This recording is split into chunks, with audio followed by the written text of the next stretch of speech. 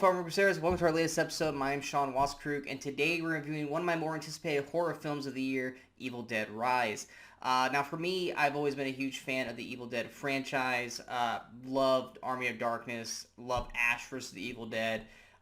We actually even talked about the 2013 reboot adaptation of Evil Dead on our Weekly Crusaders a couple weeks back. So going into Evil Dead Rise, there was a lot of new, unique things that they were going to be doing with this one that really opened the doors to trying to do something unique and different than we've seen from previous films. Now, the 2013 film did go away from the comedy aspects that we love from Bruce Campbell's Ash Williams, and this time it's going in another different direction as well, as we are finally leaving the cabin in the woods aesthetic, and this time we're doing a apartment complex with a family instead of just a bunch of teenage or college kids going to a cabin to get drunk, or in 2013's case, to try to make one of them sober. This time out, we're following a family whose mom actually gets possessed by the Book of the Damned, or the Necronomicon, and her 3 children and her sister trying to survive the night as she becomes incensed on killing them. This time out, it is directed by Lee Cronin, who did a horror film, I think it was back in 2019. I think it's called In the Ground, or something buried in the ground. I'm blanking on it real quick. I'll look it up real quick just out of respect. The Hole in the Ground. I knew I said it wrong. Hole in the Ground. But yeah, this time out, he's taken over for the director duties from 2013. And obviously with this one out, I feel like there's a lot of good things that this movie's doing, but there's some things they could do better. First things first, huge props goes to the cast. I think Alyssa Sutherland, who many people might know from the TV show Vikings, she plays Ellie, the mother, aka also the lead Deadite in this film. I think she puts on a fantastic performance as Ellie. Most of the time, I mean, in 2013's with Jane Levy, she got to really kind of be up in the forefront, but there's a good chunk of the movie where she is kind of trapped in the basement and doesn't get to act a whole lot, but she does a great job being the lead Deadite. In this one, Alyssa Sutherland as Ellie, she is at the forefront. There is no Ash to basically kind of take the lead role. The lead role is the lead Deadite, and I think Alyssa does a great job of having this demented, sometimes comical lines, but they're more creepy than they are comical. But I think she puts on a fantastic performance as Ellie. Enough to the point that the first hour of the film, they are really kind of building this family, kind of understanding these characters before this night goes south.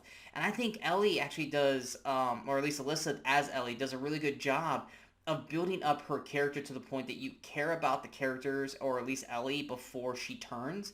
And then once she does go into that new position as Deadite, that you are fully ingrained in her performance from there on out. I enjoyed the hell out of her performance in this film. It's one of my favorite Deadite performances I've ever seen through the Evil Dead film.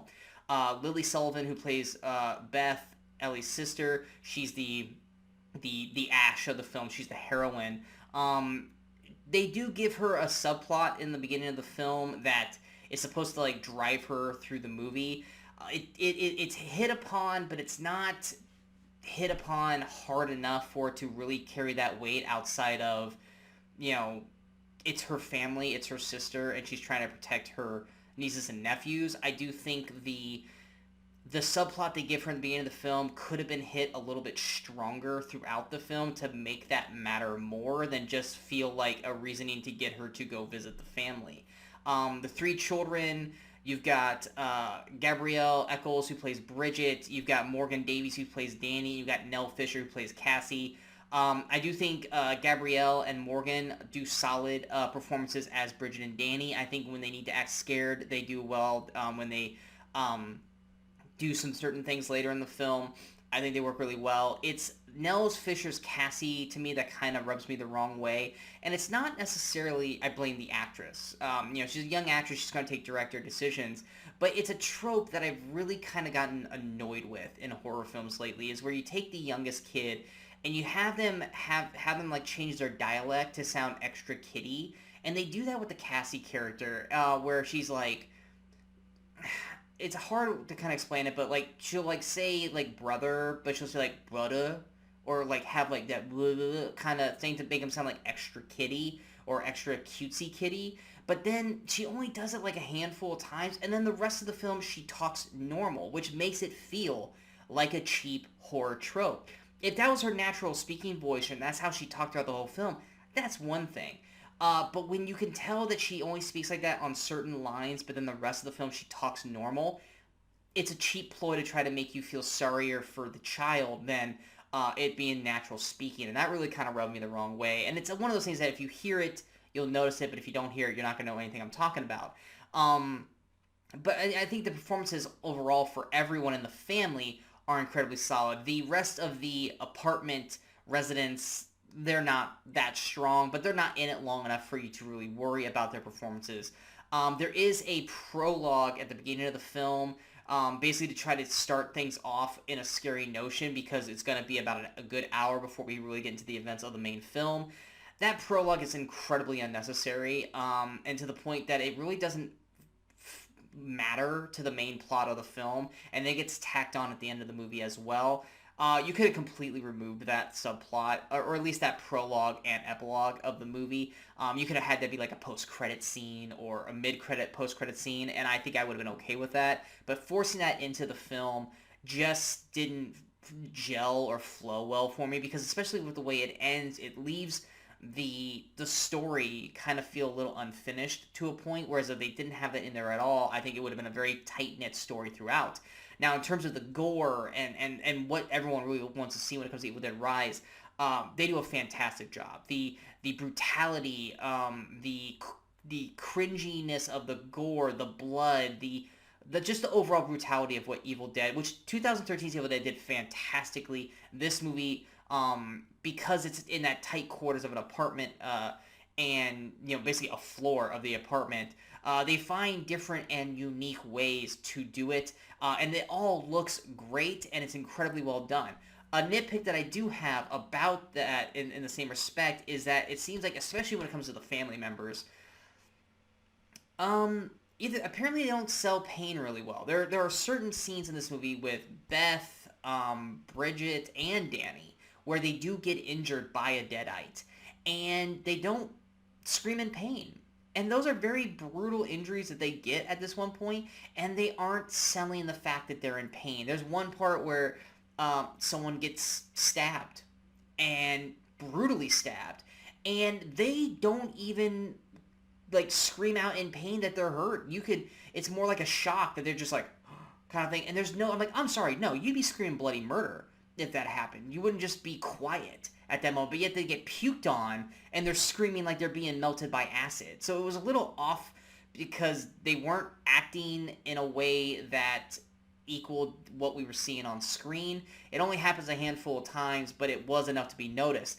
But at the end of the day, Evil Dead Rise sets out to do one thing, and that's to be one of the more brutal, gorier films in the franchise. I think it excels at that compared to the 2013 film. And one thing that Evil Dead Rise has over the 2013 film is that Evil Dead 2013 really didn't have barely any likable characters. So when those characters were to die or get turned or anything like that, you really didn't care about their well-being. You just wanted to watch them get destroyed by the Deadites. In this film, we do get that nice build of this family that you actually care potentially about the well-being of Bridget, Danny, Cassie, Beth, and Ellie. And so when stuff happens in the film, you do worry about their well-being, whereas the apartment residents and even the prologue people, you aren't given enough time or effort to really care about their well-being. You just want them to die so that way the body count gets higher. But I do think that this one, in terms of characters, have better characters in this than the 2013 predecessor. But like I said, the evil deadness of the movie works really well. They do have different unique rules and different unique ways that we aren't used to seeing from the Evil Dead films with the Necronomicon. that does kind of flip the franchise on its head, and whether that's going to be a good way or a bad way, we are yet to find out, because I'm sure potentially we'll get sequels of this, which I thought we were going to get with Evil Dead 2013, but then they went back and did Ash versus the Evil Dead, which I loved. So we may or may not get a sequel to this. If we do, I'm really interested in seeing where we go with the Deadites and the Necronomicon this way out, based off of the new rules that we get in this film. But if you're a fan of Evil Dead, if you're definitely a fan of the 2013 version of Evil Dead, where it was less comedy, more brutality and gore, I think you're going to enjoy this film overall. If you're looking for more of the old school Evil Dead, where it's funny, horror, comedy kind of aspect, you're going to be a little disappointed, because there's not a whole lot of funny comedy in this, if any at all. But the brutality is there. If you're squeamish, if you're not good at seeing these kind of films with all the score, stay away. This is not a movie for you. And for the love of God, do not bring your children to this film. I had a father bring a 4-year-old into this film, and that kid was scarred for life.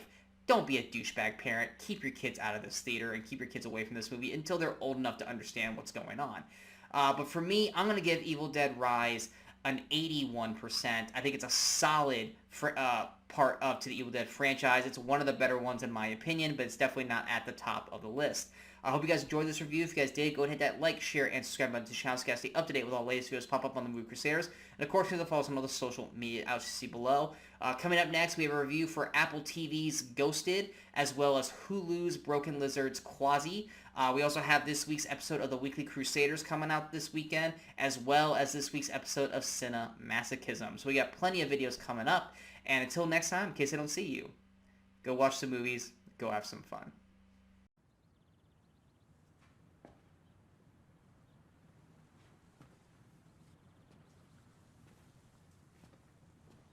You're still here. It's over. Go home.